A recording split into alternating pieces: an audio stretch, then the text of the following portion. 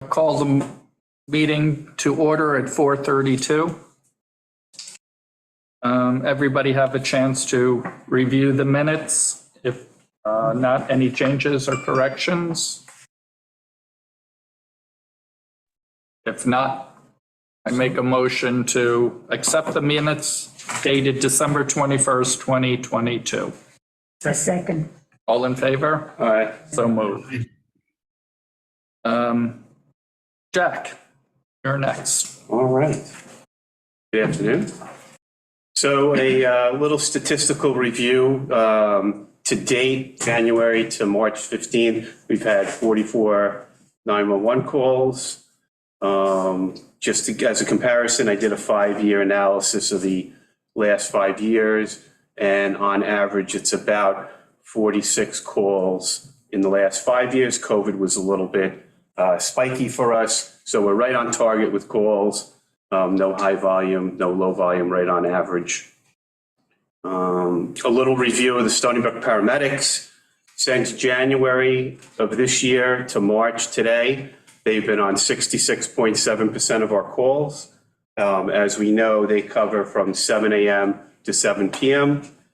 That time frame, I did a review of that just to make sure we're on track with that, and that still encompasses the highest probability of call in the 12-hour window. So there's no need to adjust the 7 to 7. Actually, the interesting little thing in the last year, last 365 days, 84% of our calls were transported, 12% required no transport, and 3% was other, which usually is somebody that has passed or something like that. But the 12% is the paramedics have a extra layer of ability to allow somebody not to go to the hospital if it's not necessary. So that has cut down some of the transports for us. So that's why we have a higher number of calls not going to the hospital. It's just people that might be sick and they don't really need to go to an emergency room. The paramedic has another layer of ability to make that decision that they don't have a necessity to go to the hospital. So that's kind of a good thing for us. Cuts down on time. Membership, we have 35 active members today. We cut down a little bit due to enacting the policy. So our ambulance policy requires people to make 10% of the calls to continue as a member. If they can't make 10%, we give them 1 additional year to pick up on the 10%. After 2 years of that type of inactivity, they're not able to perform functionally with us. And, we have a meeting, and the 2 people that we dropped have had up to 4 years of inactivity. So I don't like to drop volunteers. We try to give them the benefit, but after 4 years of inactivity, there's not showing a commitment or availability to the agency, so we dropped them. So that did happen in a couple instances this year. Now, I have a question with that. Yep. If you drop everybody gets paged out on their cell phones? Well, we get paged out on our radio pagers. In addition, we get paged out on the cell phone. But do you still carry the pagers? Yeah, well, we have a radio pager combination. That's all. One is both. Everybody carries one of those? Everybody has a radio. So how do you block it, like if the person's not on anymore, to stop receiving the cell phone? I turn them off. Oh, you Yeah, they have to, it's not a cell phone, it's an app. And the app has an admin thing where you put people in and you can take them out, suspend them or whatever. So those people have been, obviously, we have protected information, medical information. So once they become disassociated with the agency, we have to cut their availability to information. So we take them out. Gotcha. Okay. We did pick up one new driver who, she's a very aggressive young girl, got all the training done in a very, very short period of time, is already an active member. So that was a good thing. We picked up one young person. A couple of the other things that we had is we submitted for the agency the tax exemption relief for volunteer agency members. So anybody that was an active member for 1 year or more gets a tax credit. So we completed that. The LOSAP, which is the Longevity of Service Awards program, it's kind of the retirement program, if you will, is now in its preparatory stages. There's about 3 months of application to it. We have to prepare the report. We have to put the report out and post it for 30 days in case anybody wants to dispute it. Then we review it, again, with an outside source. Typically, Peter gets involved in that. And then the town, it'll be submitted to the town board for submission for payment. We had, I think, around 17 people that qualified this year, which is high. We usually have about 13. So that's a good thing. So if you're not familiar with the program, it's just like the fire department, same thing. For every year of service that you contribute, there is a pension portion that goes into the retirement program. And after 20 years, you can get a pension, if you will, out of it for being a volunteer. So the town pays for that. That's one of the incentive programs that we do to retain volunteering. So that's being done as we speak too over the next 3 months. The foundation gave the town monies this year, as we have in the past, to compensate or reimburse, actually is a better word, the volunteers for expenses paid going on calls, gasoline, use of their car. The foundation thought it was a good incentive program, especially during this time of where the gas prices were high. When you have somebody like Mark going on a bunch of calls, that's an added personal expense. So we try to alleviate that to keep the volunteer, keep the numbers up. So we were able to do that with the foundation. They gave us $6,500 or so to fund that. And we had a schedule that matched the LOSAP according to percentage. So the higher percentage of calls you went on, the more you were reimbursed, which, it was a fair way of doing it. So thanks to the foundation for that. We also funded a uniform equipment reimbursement incentive program, which we were able to introduce to the town, and the town put it in our 2023 budget. So now we have a fund, an account where the members are given monies based upon their responses in the previous year to replace clothing, shoes, whatever equipment they might need in an attempt to help them not have expenses to be a volunteer. So that seems to be a really good program and a benefit. The town issued reflective equipment to some of the new members to get everybody up to speed. Obviously, we want to be as safe as possible. And that was one of the areas that we identified that we wanted to review.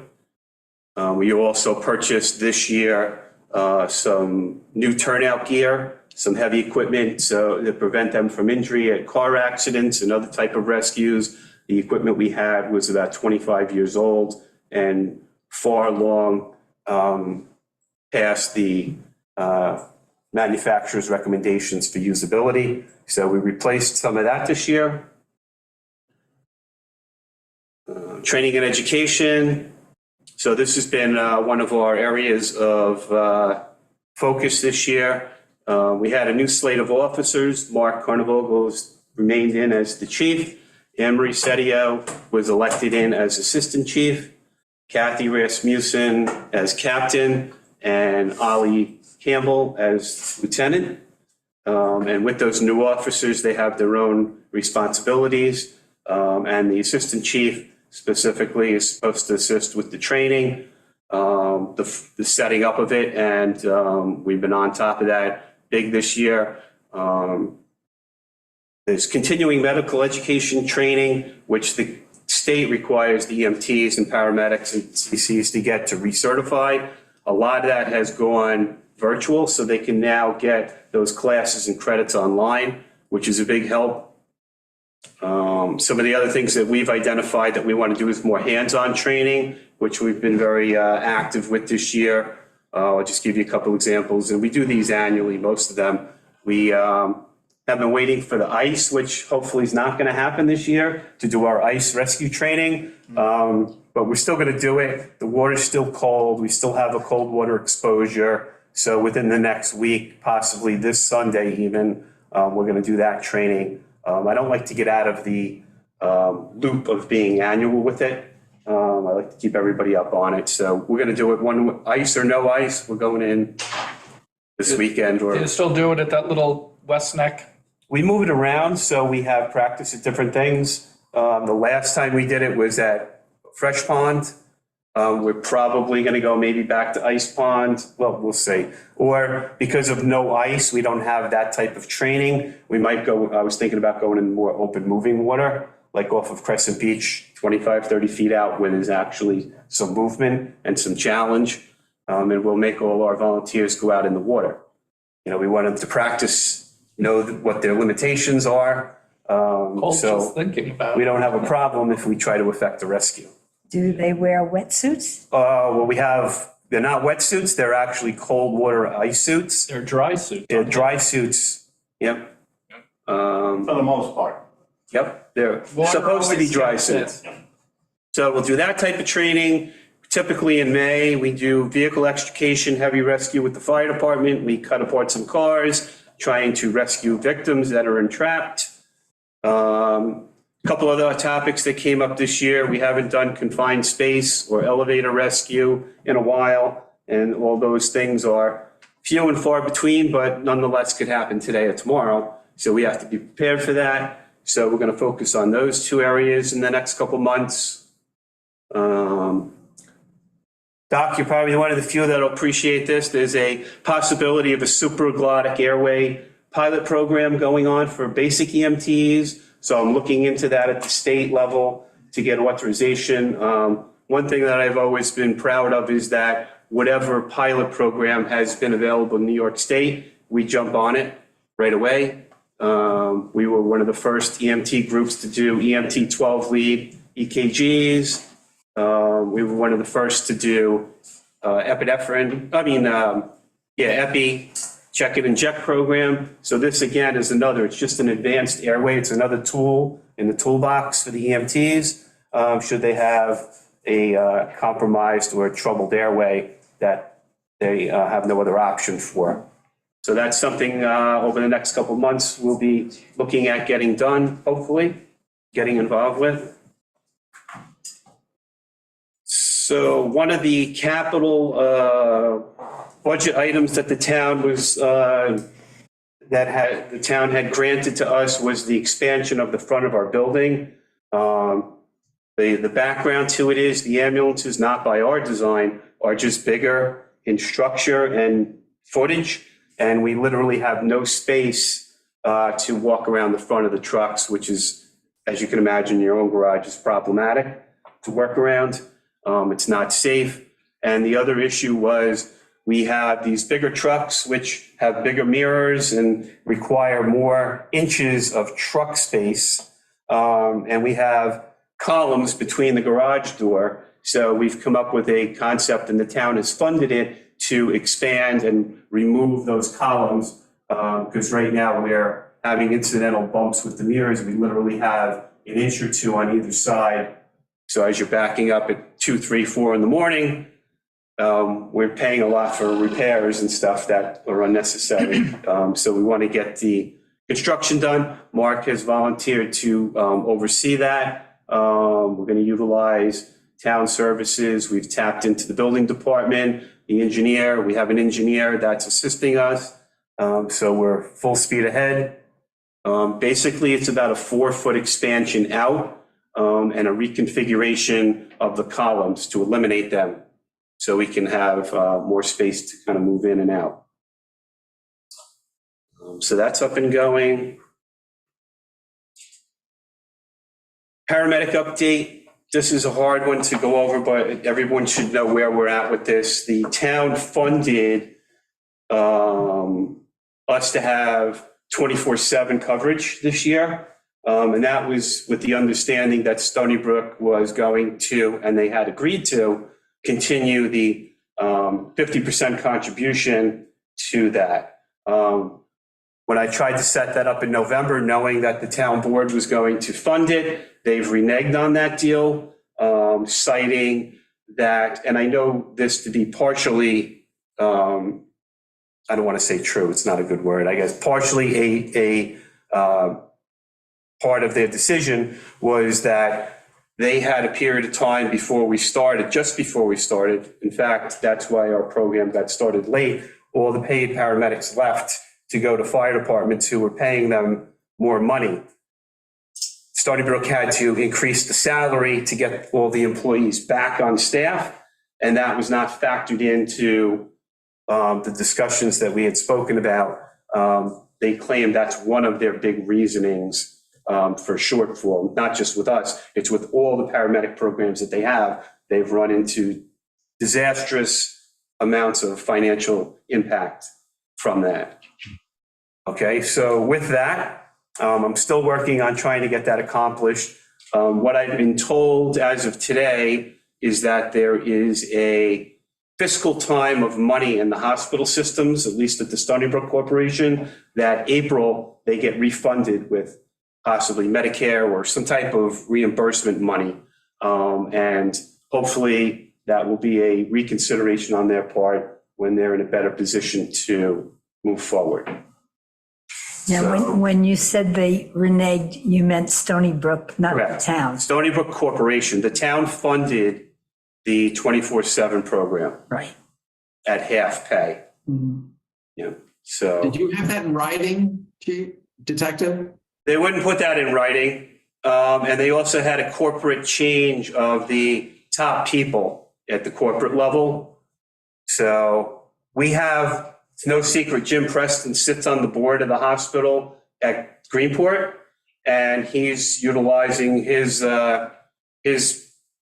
board pull, if you will, at the corporate level to have them reevaluate that. Yeah, I may want to talk to you because I was approached by Hal Paz. He's the head of the whole health system at Stony Brook. He's a peer. I've known him for 20 years. He wants me to serve on the board at the medical center there eventually because he needs another resident from Suffolk County to sit on this board. And then their development officer called me shortly thereafter and said that there may be an opportunity to try to find ways to get philanthropic support, perhaps from Shelter Island's philanthropic community that might be able to then be directed back toward efforts at the island. So I may want to speak to you just to get a little bit better background offline on the agreement. If it was verbal, if there's any written email or anything else, and I can go back to Dr. Paz. He's the head of the whole medical center there, and just say, you know, can you revisit this? Now, if it's an institution-wide issue related to all the paramedic programs and that they have, that may be a different issue. But if it's a one-off and they're sticking it to us, I'd like to talk to him, and I could. That'd be great. Because I may be his boss, okay? I may be a board member of his once a new opening occurs, he said. That's off. Yeah, apparently there's a woman, Ellen Gomes. I might be saying the last name incorrect, but she's the chairman of the board. It's not the medical, it's the business side of the hospital. Well, he's over everything. Hal is. He's over the medical school, the health sciences, the medical center, the hospital systems, everything. And so I may want to talk to you offline, just get some more details so I can maybe have a conversation with him. Yep, perfect. That'd be great. Yep. So I did propose to them as a last resort, which I'm not looking for, is that they at least cover the summertime 6 months, which we would fund 100%. But that was not what we had discussed or what they had agreed to. So I look forward to that. You know, I'll get a hold of you in the next couple of days and get you the correspondence, and maybe we can put some pressure on them. Okay. I'll be back in town I'm out of town until a week from Sunday. So maybe we can connect that following week. Perfect. Sounds good. Now, I hate to even bring this topic up or suggest it though, but we've talked about it in the past, charging for you know. Yeah, it wasn't a money issue on our end. The supervisor put it in the budget and it was approved. We funded our half. They've reneged on saying first they had a couple comments. One was they claimed they did a review of our call volume and there's not a need for it, and they based their decision by need. And the other thing is that the services on the North Fork they provide for free. They've incurred an increase for that, and they're not in a position to fund half of what they said they would for us. Jackie, if we're in a position where we're gonna lose coverage, we added money in this year's budget over and above the original amount. So they're not reneging on the daytime that we had. They honored that and they absorbed that loss, but they were not willing to double the loss, if you will. But, you know, Jim Preston feels confident that, and maybe with the doc's assistance, we can put some pressure on them to reevaluate that. You know, we have the money. I told them we already have the money to fund it. So it's not like we're holding you up. And most of the other places they do this don't pay. They 100% fund the North Fork. So we're working on it, but that's a little hurdle that we're working through. Curious how much money is involved here? What are we talking about? Well, we pay $117.5 for half of the $325 they claim it costs to cover 12 hours, half of it. So what we did, we said we would be willing to pay another $115.5 for the other 12 hours. So we would be paying $325 For 24 hours. for 24-hour coverage, and they're not willing to absorb half of the night tour, feeling that, one, it's not a need or a priority of them because they can't see the volume of calls yet. But I just think that's an excuse because of the money. You know, when they claim that the second part was between salary, benefits, and all the other that goes into an employee, that they had to absorb hiring these medics back at a higher rate than what they were getting per diem. I believe, don't quote me on it, but if roughly, I think it was a $60-some thousand loss on what they originally quoted us that they had to absorb on the first 12 hours, and they weren't willing to do that on the back. So there are some numbers. I have some correspondence, but we're working on it. All right. The last thing that I have here is the town has asked for a 5-year capital improvement or capital funding projected schedule. So I've discussed it with the ambulance volunteers, and within the next week or so, I think by the end of the month, we have to have that into the town. The good thing is that we have a sound building. The only thing that I feel that we really need to do, and it's not probably is borderline capital because it's not a lot of money, but Peter, what year did we build that? 87, It was 90, late 90s? So it's 98? well 20 some years over, never been painted, never been updated inside, not even the rugs. It served us well, and I think we owe it to the building to keep it in good shape and that. So it's not a great amount of money, but that's one of the topics that we looked at to propose for a capital fund. The other was the discussion of an agency vehicle. Couple things to it. We don't have a vehicle for responses.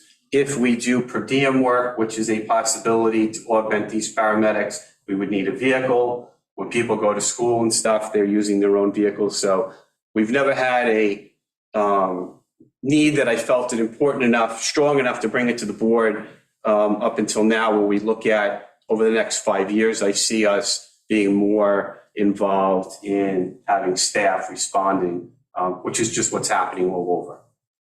So we would need, if we were to do per diem or hire a paramedic to augment the Stony Brook stuff, we need a vehicle. It's just that simple. So that's one of the other 5-year ideas. We had a couple other ones that we're looking at, but like I said, I don't see anything that we need. We're doing pretty well. The building's in good shape. As far as capital, our vehicles are perfect. We usually do a 5-year cycle on purchasing. We just purchased one in '21.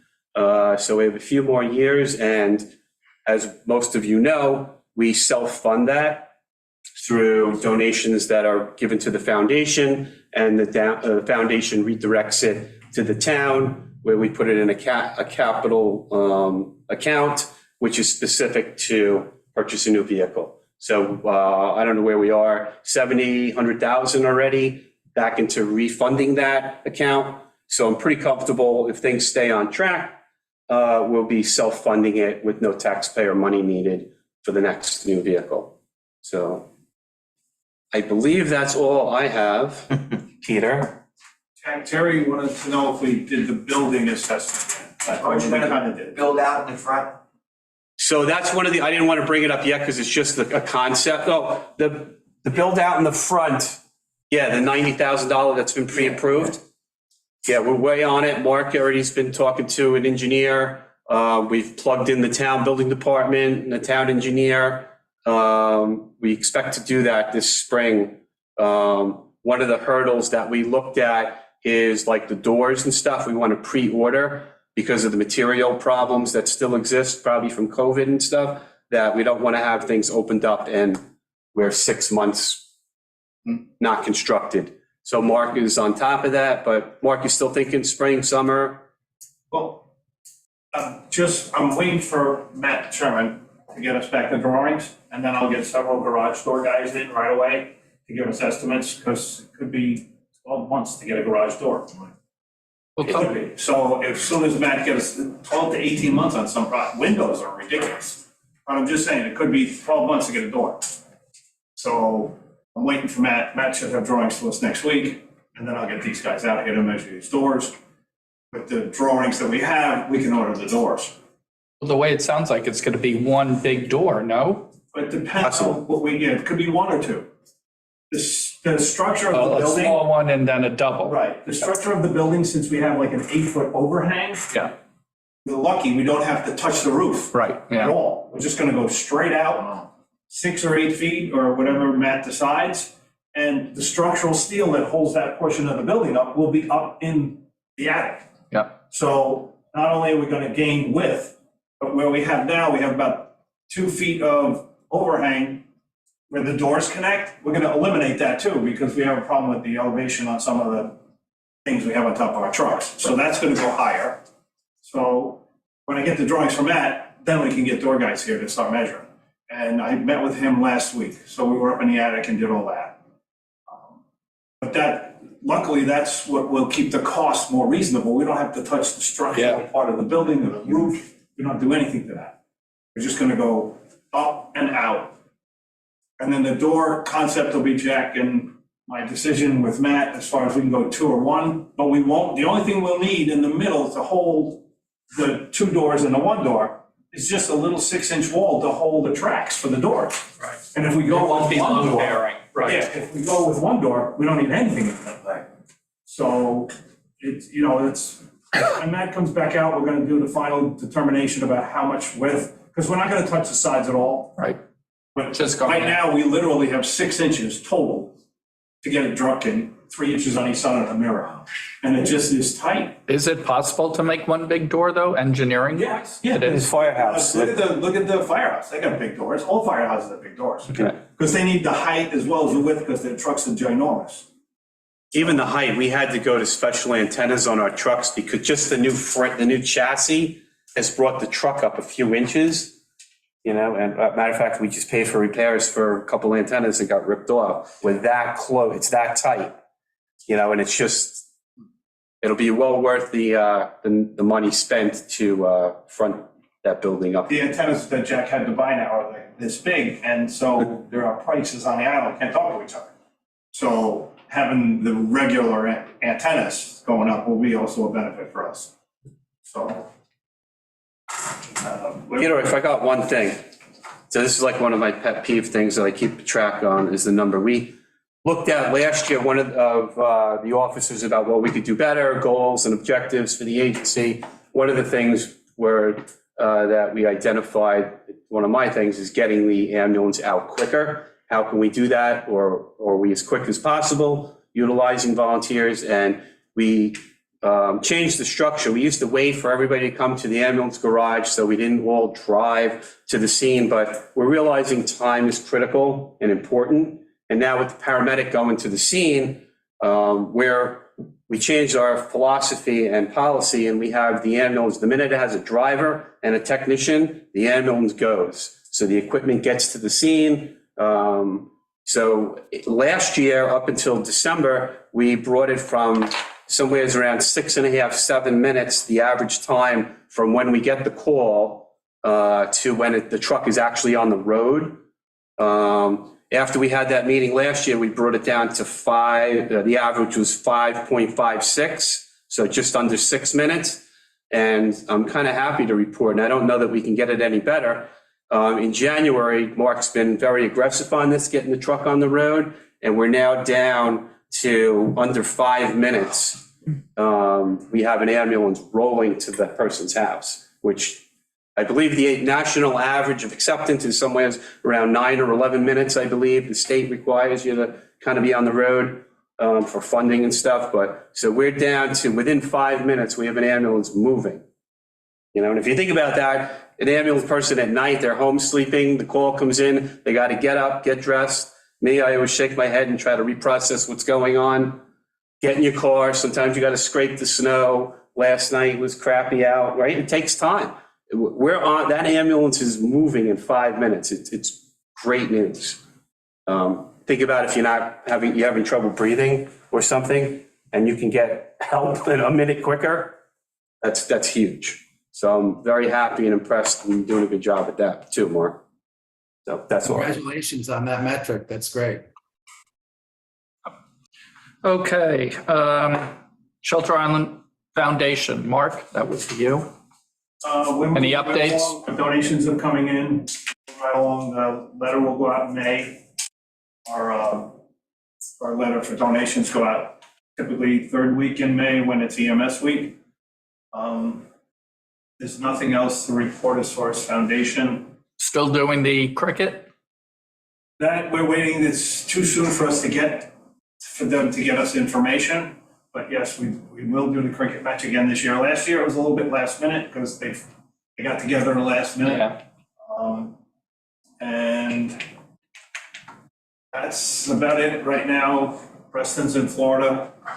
It's kind of a slow time for us as far as foundation work, but the ambulance is just, everything is just moving right along. Like Jack said, we're just on the road. And that less than 5 minutes is the ambulance. And I would venture to say that we're on scene, one of us, depending on what the call is, in 4 minutes. Yeah, always before the I ambulance. go there. If it's in Silver Beach, we got people living out there. So yes, the ambulance is less than 5, but I guess our response time individually with the medic and with one of us is a good 4 minutes. So I don't know how you can beat that. Well, that's terrific. I don't think we have any old business. Do have some new business, which is unfortunate and sad. Marion is retiring from the board. She handed me her resignation letter. Just want to say thank you. It's been over 20 years of service that you have given us. 10 years with the Red Cross and 10 years with the town. Well, wait a minute now, we don't have to accept that, do we? You, I didn't see it. Jack, did you see it? No, I didn't see it. no, let me tell you what my problem is. I have arthritis of the spine and it's degenerative with age. And I just celebrated my 88th birthday. So it's getting more and more difficult for me to do things and to get around. And so I'm having to give up my volunteer work. Oh. So it's very sad because I really love this board and I love being here and I will miss doing the dinner. Well, we hope that you'll always be there in the background. But you'll be invited. Well, thank You'll be you. invited. Thank So we'll you. come pick you up. We'll pick you up. Bring an ambulance. We'll come get it. I will attend. Yeah. Good. Marion, thank you very much for everything. So now, Jack, do you want to pick a date for the dinner? Because I'm happy to call Charlie Marcus. If you wanted the first Wednesday in October, like last year, It would be October the 4th. How's that look, Peter? That's a Wednesday, that's perfect. Now, my only thought on that, didn't the Pridwin have an interest in being considered They did, this year? however, Mary and I were talking about that. They don't really have, I mean, I wouldn't mind talking to them. I know the management there. They don't really have a room. They broke up the room, Jack. In the middle is a huge baby grand piano, and that's where they have jazz and all kinds of stuff. I think it'd still be worth talking to them because they were eager to help us, like to give back to us. We had, the Chiquit gave us a dinner recently. The Owens is gonna give us a dinner Yeah, because, to congratulate us. I think just because they did reach out to us, we should just at least I reach can, I back. can speak to them, yeah. Yeah, I get what you're saying, the venue's not. Well, no, optimal no. anymore. The problem is the dining room, as we knew it, the big room, which was perfect for us, is now in 3 parts. Gotcha. And I don't see how you would ever do our dinner with 70 people in the Pridwin. I think as a courtesy, we should just, well, you know, you Well, mentioned it. yeah. Yep. Yeah. Peter, it's all yours. Okay, yeah, but why don't you just tentatively call Charlie for the 4th? Yeah, we can get a Just to date. get it down Yeah, there, yeah.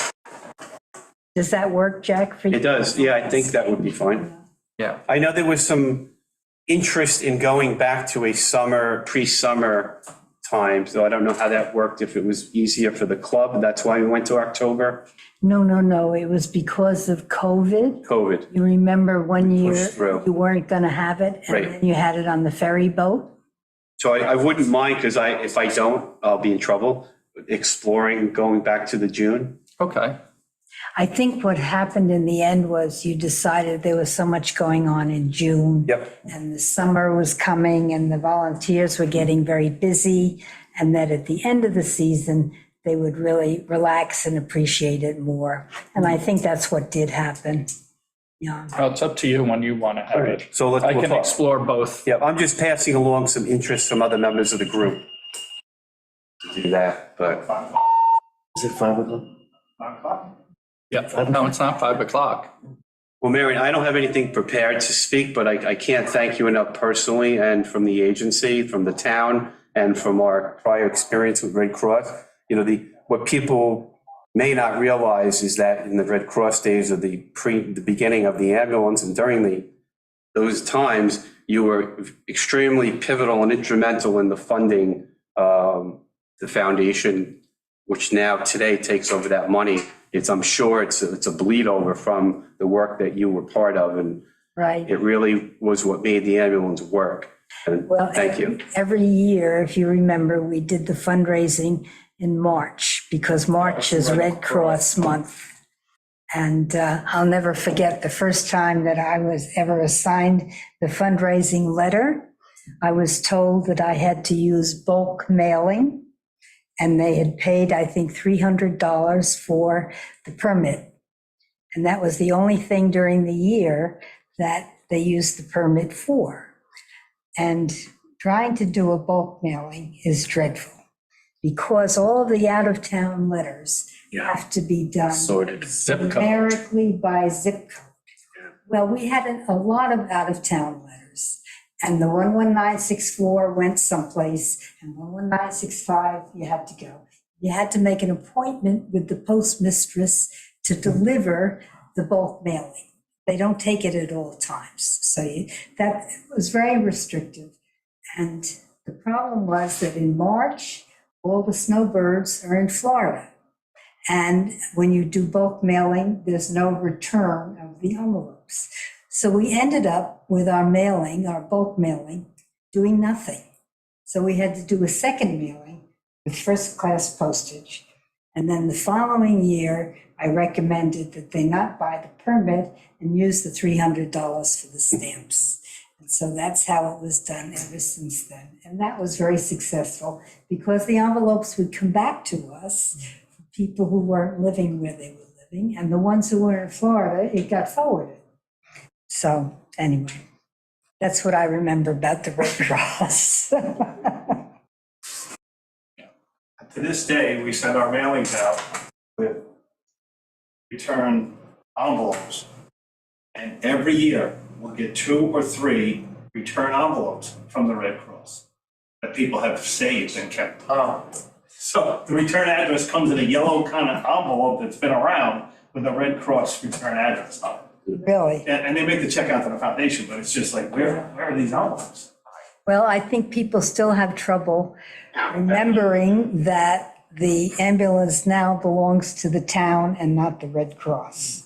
But It's not gradually, a bad thing. It keeps taxes down. The foundation contributes probably a third, or at least maybe even a half, as much as town budgets to operate it. So that's less the tax people have to pay. right. I believe that's from the work that you were involved with, you and Ben, and you were the horsepowers behind the funding. Yeah, I also think if you remember with the Red Cross, they would not sponsor LoSAP. Right. So that's the first thing that happened when the town took over. And I think that's a great thing. And that, believe it or not, that LoSAP has helped somewhat in our retention. Because some of the people who are on our squad really want to collect that when they get a little older. After they talk to somebody like myself or Jim Preston who's collecting, and they realize that it's $400 or $500 a month we get automatically deposited in your bank account. And it does help with the expenses that we go through to do this, but it's also, we're trying to tell the young people, you got to get, your 10% in, because 20 years from now, you could be getting $1,200 a month if you just do it. So some of them have the mindset that that's why they're involved in it, and that's why the town did it, and that's why Jack pushed for it. But we do have people in retention that are looking forward to their LoSAP. And it's a great program for us. It's just something we never envisioned. Right, right. Okay, well, if anybody else has anything else from You anybody? just answer your question earlier, it has to do with fundraising. The town board a couple of years ago did look into charging if you had insurance for the ambulance coverage. And it was the feeling of the foundation that it would impact fundraising too much. So, the answer is not to do it. Yeah, now I know we've always talked about it, and we even did studies on it and everything, and I think it's great that we don't, so. To that point, I was just thinking in my head, and I said, Jack, keep quiet. But that we did, so you understand, we were looking at if you run the numbers out, I'll give you a quick thing on that. It was looking at maybe 20 or 30 grand we could recoup, and the impact that would have on our donation base could double or triple the loss of people saying, oh, well, now they charge for this, we're not donating anymore. And we get a huge amount of money from the foundation. There's no secret about it. It funds a lot of stuff. And to save 20 grand on the town tax side, to lose 100,000, it just not business sense, smart. Well, I also think you might have a problem with the volunteers who are not being paid for their time, and you start charging, they may want some money from. Yeah, it's. And it could. Not necessarily, that's not. Problematic. I'm not sure that would impact us so much, because a lot of agencies do this already. But, I don't know that, like the Savoy said, right on the, it's going to directly, other agencies don't have that type of a donation base, because they're tax district ambulances or funded by the government. But to lose that kind of money, we couldn't get enough out of the insurance system. And the other thing is, think about it, if we charged and we were making $35,000 a year, how much does it cost to administrate? Yeah, it's about People 12%. in the office to chase insurance company. Yeah. We'd be paying 12% as a low volume agency for a company to do the paperwork, if you will. So that right off the top comes off of that. And then the other very big downside that I think to the program, you can't discriminate against people who have insurance and who do not. So we would have to set up a system of paying for medical services billed to those that don't have insurance. So that's more money now we got to find to pay for this 20 or 30 grand that we're getting. It just financially made no sense. But we will, relook at it from time to time. But I don't foresee that anytime soon. And one thing that we see as people in the field, if people aren't insured or their copay is gonna be large, some of the senior citizens won't call us because they don't have the money. And we just absolutely refuse to accept that situation. If you need to take an ambulance to the hospital, we're gonna take you. We're not gonna worry about if you can pay. And But they would. They would. they would absolutely, so we would take them as usual, and then they'd find out the next time they got a bill, they'd never call us again. Well, I also think there are a lot of people who don't realize that the ambulance is free. Some people don't call the ambulance because they think there's a charge. A lot of people think that, because when we pull up, I don't have the money for this, don't worry about it, we got it, don't worry. Jack, how does that work if you bring somebody to the emergency room, they don't have insurance? It's up to them. When they hit the glass doors, it's not our problem anymore. We drive them there, we do what we need to do, we can take some supplies back that we used, and once they hit the glass door. Nobody's not accepted at the emergency department because of money. No, we take everybody in and they sort it out. That's where an aspirin costs $400, but it's not our problem. Okay, if no new business and everything, next meeting is June 21st at 4:30. Can you check that, Coco? It's correct. Okay. For some reason, I had it on Tuesday, but it should be Wednesday, the 21st. Okay. If no new business or anything, make a motion to close the meeting at 5:18. I so move. Second? All in favor? Aye. Thank you, everybody, and thank you again, Marianne. Thank Okay, you. you're very welcome. Yes, thank you, Jack. Wow. Peter, would you